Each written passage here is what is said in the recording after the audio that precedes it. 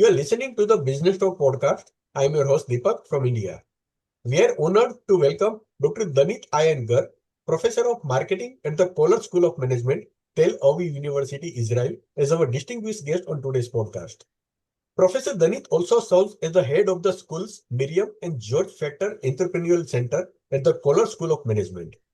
Her research primarily explores how and why people choose to give to others in need. Her work examines various forms of giving, including monetary donations, volunteerism, free knowledge sharing, such as advice giving, and emotional support. She is particularly interested in exploring modern digital platforms for giving, such as donation apps, donation based crowdfunding, and social network campaigns, and the unique psychological processes that influence decisions about whether and how much to give on these platforms. Professor Dhanis' other research interest includes self-control, for which she has developed and validated a dispositional self-control measure, temporal effects in consumer behavior, and the way situational and dispositional differences in information processing shape decision-making. She collaborates with talented research students and colleagues across Israel, Europe, the USA, and Asia, fostering a rich and international research environment. In this episode, Professor Danit explores her research, the paradox of choice in giving, why donors struggle to decide. Let's not keep you waiting. Please join me in welcoming Professor Danit Ein-Gar to the podcast. Professor Danit, thank you for graciously accepting our invitation. It's an honor and privilege to have you with us today. Thank you for inviting me. I think this is the longest introduction I've ever had the pleasure of hearing. Professor, how did you started your research journey in donors' contribution? And many donors say they want choice when giving. Why does the idea of choice feel appealing in theory? Well, actually, it's a nice story. I started this research topic about how people choose who to help, like donation choices. A while back, a few years ago, I went to the market with my two girls. They were young at the time, and I gave each a coin. And I told them, you can spend your money how much you like and wherever you like. So we were going through the market. My eldest spent her coin within a second on a bag full of candies. And my younger daughter was holding on to this coin, and nothing seemed to be worth the value of the coin. And we finished our tour in the market and we were heading to the bus, and she was still holding on the coin. And suddenly she saw a beggar. And she asked me, Mom, why is this man on the street? What does the sign say? What is going on? And I told her, this is a poor man. He needs help to buy food. And she's looking at her coin and she looks at me and she said, well, if he doesn't have food, I have to give him my coin. So as she's walking towards this beggar, she realizes that like 2 meters away, there's another beggar. And he's also asking. And she's looking at me and she's like asking me, is this another beggar? And I said, yes. But she's holding just one coin. And obviously, she's looking at me and she said, Mommy, I need more money. So I go into my wallet, and apparently, I spent all my money as well, like my older child. And I told her, I'm sorry, darling, I don't have any more money. We only have this coin. What do you want to do? So she can't make up her mind. Who is she going to help? And the bus arrived, and I told her, we have to go on the bus. So we're going on the bus, and I told her, why didn't you give your money to one of them? Because any help is better than no help. And she said, well, I kept on thinking about the person who will not be helped and how unfair it might be to him and how sad it would make him. And I realized that there's almost no research on these conflicts that people may have when they want to help everyone and they are limited in resources. And I went to read the literature, and at least in marketing, there's so much work about how consumers make choices, jams and cars and whatever, consumer goods. But there's almost no research about choice in donation context. And this is why I decided to study this in the beginning. Professor, when donors are actually asked to make a choice, what tends to happen? And why does this process feel so different from their expectations? So this is very interesting. At first, we didn't look at expectations. We just looked at what happens when people choose.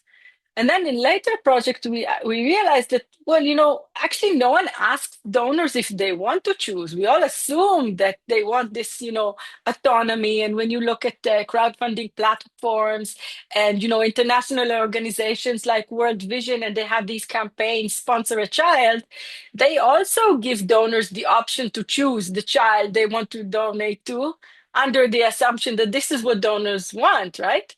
So I'll start with the end. The end is that we have a project where we ask people, would you like to choose your own donation recipient, or you like the platform to choose for you? Well, obviously, people, it's cheap talk. Everyone says, yeah, yeah, I want to choose, I want to choose. But when you tell them you can choose from a group of organizations versus when you can choose from an individuals, right? People seem to expect that they might have a problem choosing among individuals. So I would say more than 85% say they want choice when it's organizations, right? But when it's individuals, it drops like to maybe 60, 65, 67%. So about 50% of the people want choice. They want autonomy. But a massive amount of them know that they might have a conflict. It might be a hard. And this is the main finding. The main finding that we find in our published papers is that between 35 and 50% of people who were intending to do good, they wanted to help, right? They avoid making a choice, like my daughter. They opted out. And one would expect that merely flipping a coin would like help them resolve any issues they might have with making a choice. But people can't flip a coin because of the conflict, the moral conflict. Once you choose to help someone, you are also responsible for the choice of not helping someone. At the same moment, you're doing good and you're doing bad to someone. And many people have a really, really hard time with it. And we measure it with the extent to which people consider the issue of fairness when they make a choice. So if they think fairness is an issue here, then they are having a really hard time choosing between two people, assuming they are both um, needy to the same extent, like they're equal on, appearance and age and all these things. Professor, how do donors navigate the tension between wanting to give and worrying about making the wrong choice? Well, unless you give them a justification for their choice, they are having a really hard time to navigate these two tensions between wanting to help and not wanting to do harm, or being unfair, or making the wrong decision.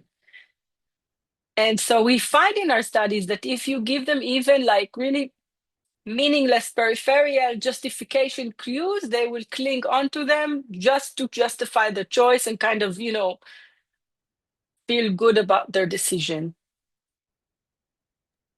Professor, your research suggests that choice can activate a moral conflict. Can you explain why deciding between recipients can feel unfair to donors? It's interesting that we all assume that when you help someone, you are focused on the person that you're helping.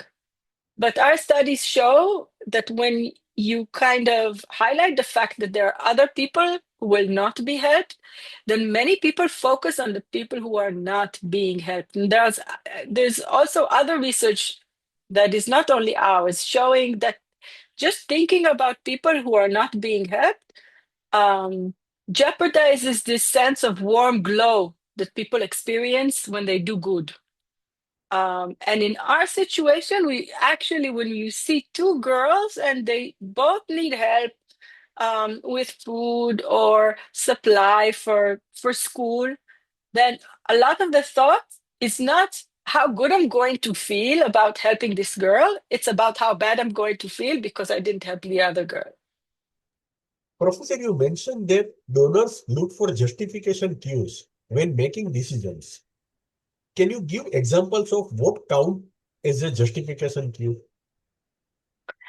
So, for example,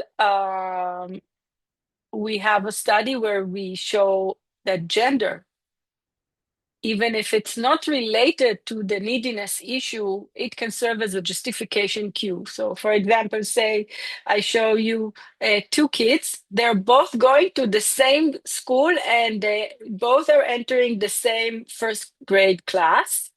So they're same age, they look very similar, and they both have the same need. They don't have their families don't have enough money to support for food and clothes and school materials. So the need is the same, and gender should not play any role here in the decision process. However, we see that people justify the choice based on the gender of the participant.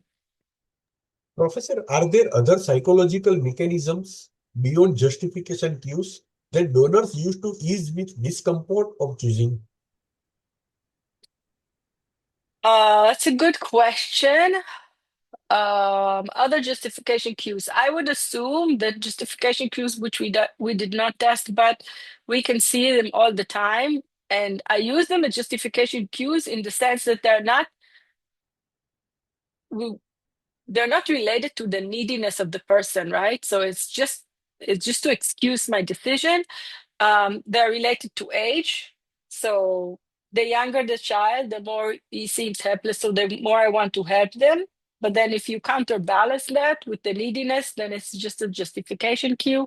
Also, in group bias. So I tend to help my group over other people group. So we have two people, they're both needy to the same extent. Only one is living nearer to my neighborhood, and people show this, and the other one is appearance. So beautiful people receive more help than physically attractive people, or cute kids, right? um, there is a paper by Fisk and colleague that showed that in some cases you perceive others with disgust, right? So it has to do with appearance as well. And people are less willing to help others when they raise disgust, right? So, and there is work showing that when you counter two girls, one is more needy, but is not very cute. And the other one is less needy, but very cute. When people need to make fast decisions, not deliberate decisions, then the heuristic of beauty kicks in, which is kind of sad. Professor, how might the paradox of choice influence the way charities structure giving opportunities? Should they limit options or offer guidance? So this is a very interesting question, and I'm hesitant to give you like a clear-cut answer because we tested these things in the lab. And when you run online field studies, there's a lot of interaction that's going on. First, we know that when it comes to organizations, people are finding it easier to choose. So so if you have a platform, say a crowdfunding platform, and you can show, so people say I want to help worldwide hunger, to help people from underprivileged backgrounds, and you can show many charities and people still have a choice. However, when it's individuals, people have a harder time to choose. So World Vision, for example, they ask their donors how they would like to receive the recommendation for donation. So say, for example, I'm Danit and I want to sponsor a child at the age of 1 year from a certain region in the world. So World Vision asks me, do you want to see one child that I decided to pick for you and match to your preferences, or do you want to see many children? So you give the donor the option to choose. That's one way to do it. The other way is like we do decoy effects, like when we have decoy effects in marketing, then we can use here decoy effects, which pertain to justification cues. So say, for example, today I want to dedicate all my donation efforts to this child, then I would put maybe older children around him. And then the next day I would put one older child and other justification cues, like this child would be, I don't know, smiling and cuter. I don't know, just play around and give people reasons to pick one, right? Um, Again, not in the sense of intentionally making them choose a certain recipient, but for the intention of avoiding the case where they leave your website and don't help anyone, right? So it's this idea of any help is better than no help. So just help them decide. Professor, I would like to conclude this episode with one last question. What practical takeaways do you think your research offers to organizations trying to design donation experiences that are both ethical and psychologically comfortable for donors?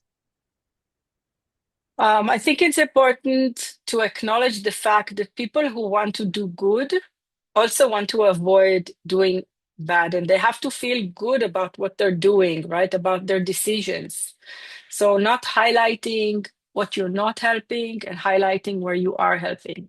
The other thing that is you have to account for individual differences. Not everyone experiences this conflict. So, if you have information, ongoing information about your donors, you can identify donors who tend to opt out when you give them choice versus donors were more easily susceptible for making choices, right? And the third thing is culture. We see cultural differences in even using justification cue. So you remember I told you about this research where we use gender as a justification cue. So we show participants two kids, right? They're exactly the same, but they differ in age. So in the US, most of the participants chose to have the girl. But we replicated this study in China. And in China, most of the participants preferred to help the boy. So again, even knowing about these justification cues, but not taking the account the cultural background and the beliefs and the assumptions and stereotypes and norms in which the donor is living in provides an insufficient understanding of how people make decisions. Thank you so much, Dr. Danit, for joining us today and sharing your fascinating insights on the paradox of choice in giving. It's an eye-opening to learn why donors struggle with decisions, how moral conflict arise, and the subtle ways people seek justification when making choices. Your research not only helps us understand donor behavior, but also provides practical guidance for charities and organizations looking to design giving experiences that feel fair and meaningful. We hope our listeners walk away with a deeper understanding of the complexities behind giving and maybe even a little more empathy for themselves the next time they are faced with a tough choice. Thank you once again, Dr. Danit, for joining us and sharing your valuable insight with our audience. Thank you so much. Thank you. I had a nice time. Thank you.